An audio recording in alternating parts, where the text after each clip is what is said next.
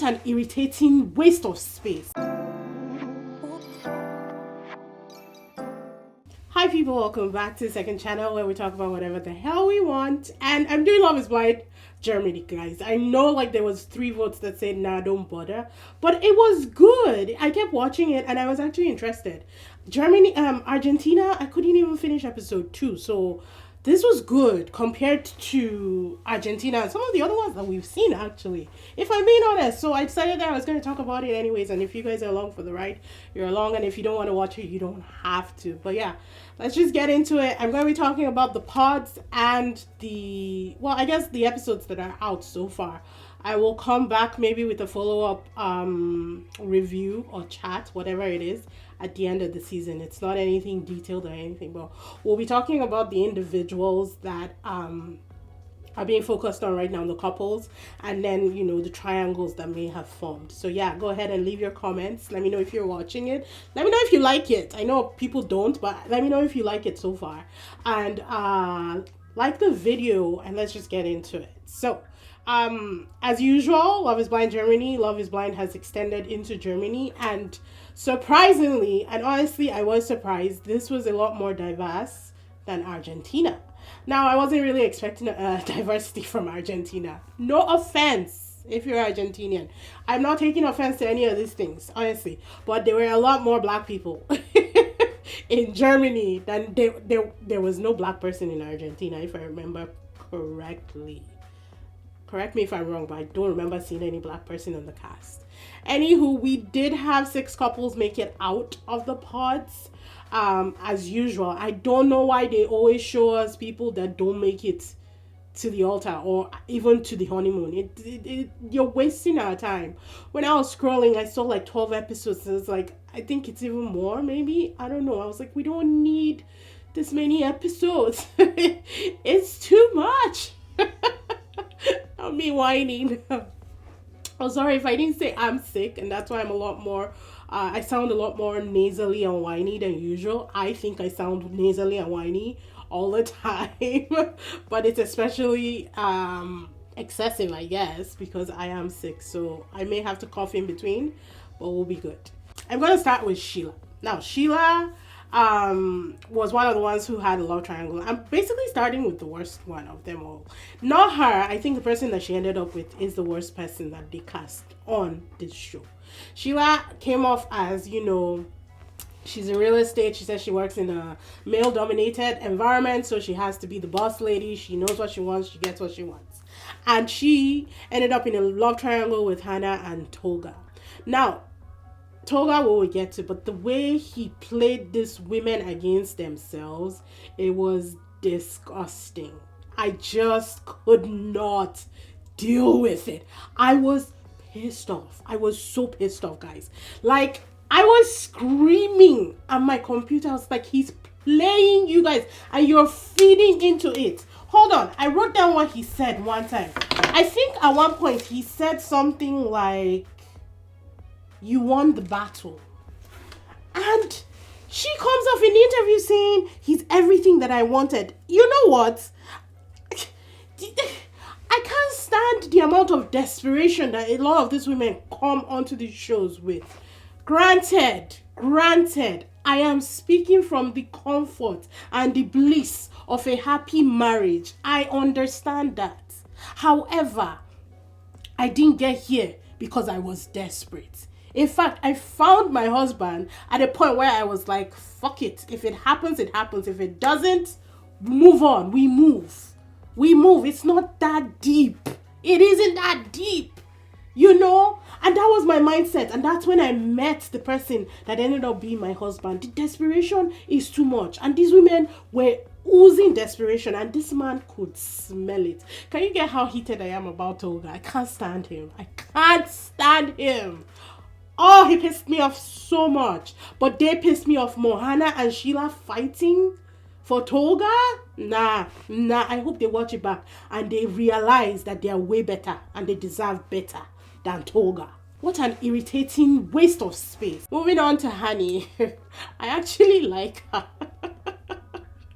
Honey comes off like a bottle service girl. Honestly. in the club, like poppy, beautiful, like peppy, all of that. She was also, I think, in a triangle. Yeah, Honey was in kind of a triangle with Daniel and Elias, and we'll get to Elias.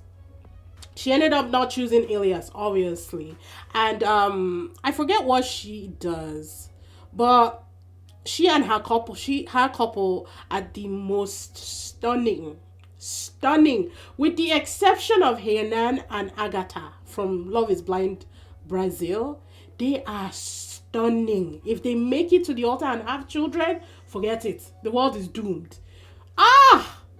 No, beautiful. She's gorgeous. And I actually don't mind her. I don't really remember anything being a red flag. She decided early on who she was going to not move on with, and she told him, which was Elias, and then he fell back to his second choice, which unfortunately was Alina, and that I didn't really like it. But let's move on. Let's talk about Alina at this point now.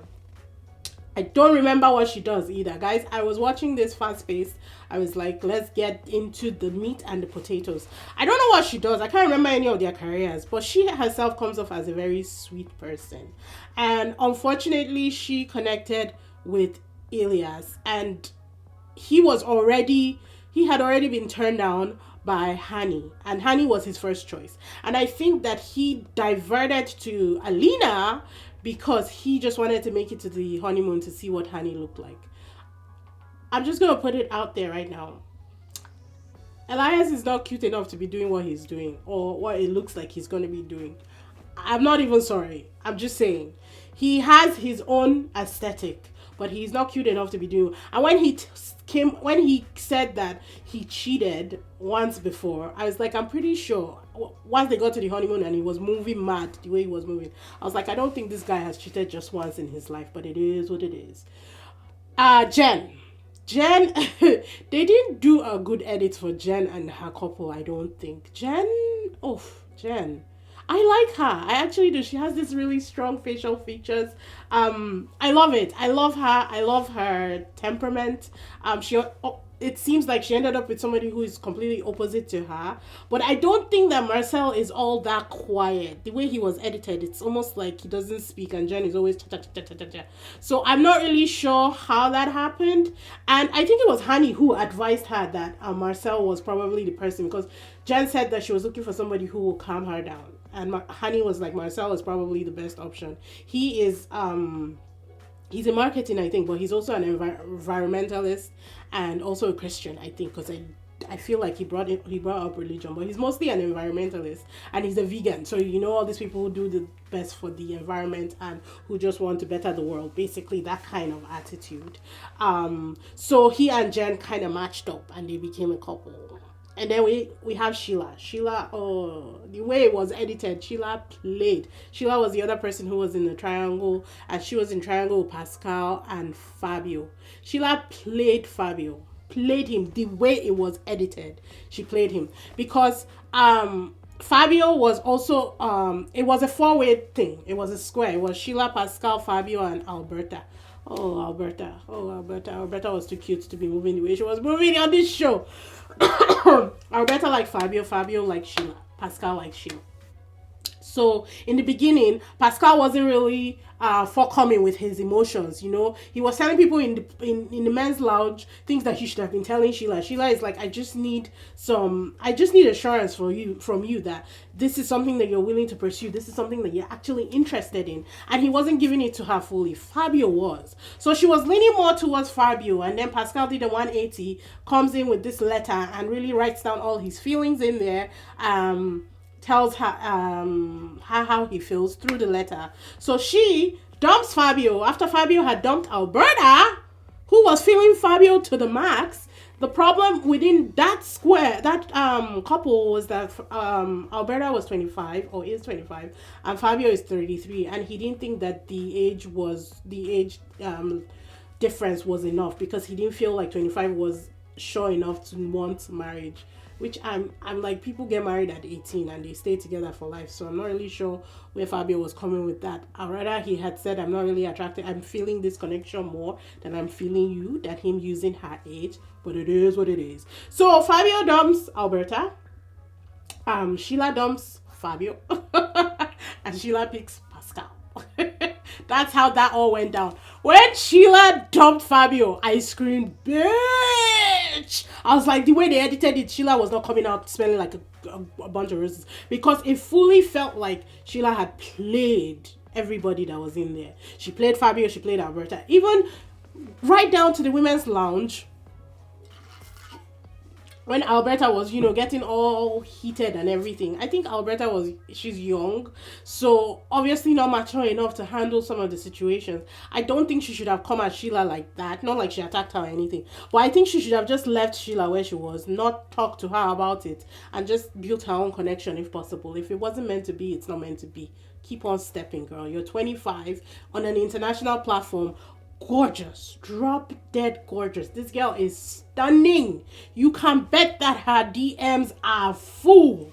You can bet it. So just keep doing you. Just do what you want. But it's that thing, like when you feel like you found what you're looking for and then it doesn't work out. It's very heartbreaking. So I understand where she was coming from.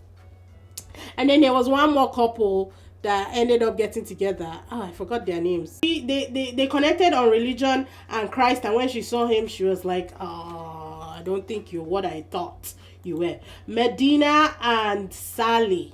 I think Sally could not she couldn't match the voice to the image of Medina. He came out, with locks and cowries, all teeth, all smiles, earrings. I think he had tattoos as well. And she was looking for a good Christian boy. Not to say he is not, but when you're used to seeing something and associating it with something else and you see something different, it just doesn't mesh. So that didn't even work out for them at all. For the guys, Toga, not my cup of tea. Hate him. He came in as a player. He is a player. He will forever be a player, and he's playing Sheila. So now that they are in the honeymoon, he's asking around about what Hannah looks like, and I think Hannah is Turkish, which is what he might have been looking for. And now he's playing in Sheila's face, saying that he doesn't feel that strong woman that she portrayed herself to be. She's strong when she needs to be, but with her man, she doesn't need to be strong all the time. So what bullshit is he spewing, right? I just hate him. And does he have hair plugs? Can somebody tell me? There's nothing wrong with it, but I kept looking at his hair and it looked like a lace wig, and I don't know if that's what hair plugs look like. Please let me know in the comments. Daniel, cute. I think Daniel is Greek. His eyes, man. He's cute. He's bald, but he's cute. Honestly, I'm not really sure about them, but I do think that if they decide, they can make it to the altar. I think they do. He and Honey have a lot of sexual chemistry because they're both beautiful people. It's expected. But I don't know that they will get emotional, because he had initially put Honey on the slow burner because she said that she'd been in 2 relationships before, but she never told them I love you. And for me, there was nothing wrong with that. Yes, you've been in a relationship, but if you don't love them, you're not going to force it. But he seemed to have a problem with it, and I was like, I don't understand. Talk to her, communicate with her, ask her what made you feel so unsure in your relationships that you could not communicate. You guys are in the pods. This is all you get to do, so why not talk to her? Maybe they did and we didn't get to see the edit, but I didn't like him just shutting off that connection just because she said she'd never said I love you to her 2 relationships prior. Marcel, environmentalist, I told you. He and Jen, I'm not really sure how it will work out. They do look cute together though. I like his rainbow circle tattoos. I actually would like to do that if I can. Very cute. He's okay. All of the guys are all taller than the girls. Honestly, in the pods, I thought the girls would be taller, but all the guys were all taller than the girls. And you guys know I'm a sucker for height. Elias, I don't like. Not cute enough to be moving the way he's moving. If that's me being shallow, guys, I take it. I will take the insults. That's fine. But you know that I am right. And then Pascal and Sheila are 2 emotionally stunted people that have come together looking for emotions. That is the best way I can describe that relationship, and I don't know that it will work. Based on the edit, I don't really know that it will work. Now we have to see how they develop and how things go in the next coming episodes. But honestly, I don't have high hopes for that relationship. It does look like we see Medina and Sally have a chat in coming episodes. He was very disappointed that she just quit the whole thing without actually even having a talk with him first. I was disappointed as well, the way she ran. But I will say that she gave him a gold necklace and he gave her it's not even plastic. What is this? This is what he gave her. This. I buy these for like 50 cents on AliExpress. This was what he gave her. And she gave him gold. When they exchanged those gifts, I knew it wasn't going to happen. It's just like, and some of you might say it's the intention. No, it's not. Because he could have had the saying, it was Philippians 4 something, I think. It was a Bible verse that was written on the bracelet. It's not even a bracelet. Rubber band. I'm calling it a rubber band. He could have had that engraved on something, a coin, or a necklace, or an actual bracelet. He could have ordered it. The production team allows them to request some things for like special occasions with this. So giving her that, I thought, for me, that was his first mistake. We can talk about when the couples actually meet each other. Daniel and Honey were first, and that kiss was passionate. What? I was like, Lord, I blinked and they were sucking each other's faces. I was like, oh my God. And then she says the kiss was delicious. I said, yes, definitely sexual chemistry between them. Definitely 100%. That is the emotional that we're waiting to see. Elias and Alina were cute. I don't like him, so I'm just going to move on. I don't like him. I like her. I think she's going to be hurt throughout this process because when of course, when all the couples came together at the honeymoon and he saw what Honey looked like, he was gone. He kept saying that he's attracted to Honey, this, that. And I didn't respect Honey encouraging it. It's not like she's going to jump ship from Daniel anyways for Elias. So why? Why was she encouraging him? Why was she chatting with him and giving him that opportunity? I didn't really respect that, but let's see how that plays out. Marcel and Jen, I wrote interesting. She seemed happy, but he just seemed very silent and he was just looking at her all the time. Again, I don't understand if this is how it was edited because they have this script in mind for each couple. So maybe he was edited to not talk at all, but it looked very interesting is the best way that I can describe it.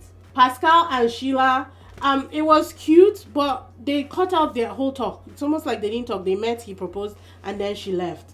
And I was like, why would they not talk? Why would they cut it out? It made it seem so mechanical and, impersonal. And I didn't appreciate that at all. It's like foreboding to what is going to happen in the future. Maybe it was foreshadowing. Who knows? Medina and Sally were next, and then it was okay until it wasn't because they got together, they hugged, they pecked very lightly. He seemed very happy. No, at first his face was like, and then his lips quirked up or curved up and he smiled. And then it just got very tense and it got worse. They weren't saying anything, they weren't doing anything. And by the time that they separated from each other, she was shaking and having a panic attack. And next thing they tell him that she has left the experiment. It was interesting. It was very interesting, honestly. And then last was Tolga and Sheila. Her dress was horrendous. I did not like that frumpy mess at all. I did not like it. It was tense. He quickly became a dick with everything that he was saying. They do kiss. I don't like him, so guys, I can't really be objective when it comes to him, but I just didn't like it. I didn't like it at all.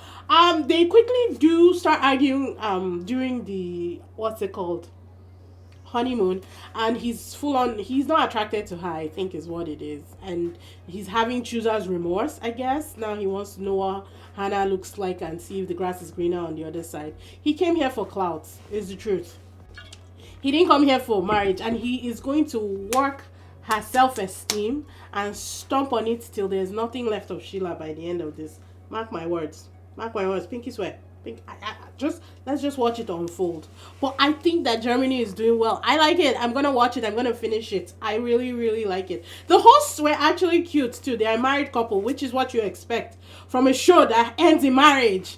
Which is another thing that Argentina had. It was the first red flag in itself. It's like they don't have any married couples in Argentina that can host. Come on. The hosts of this were very beautiful. I like her. She looks like an Olympic athlete.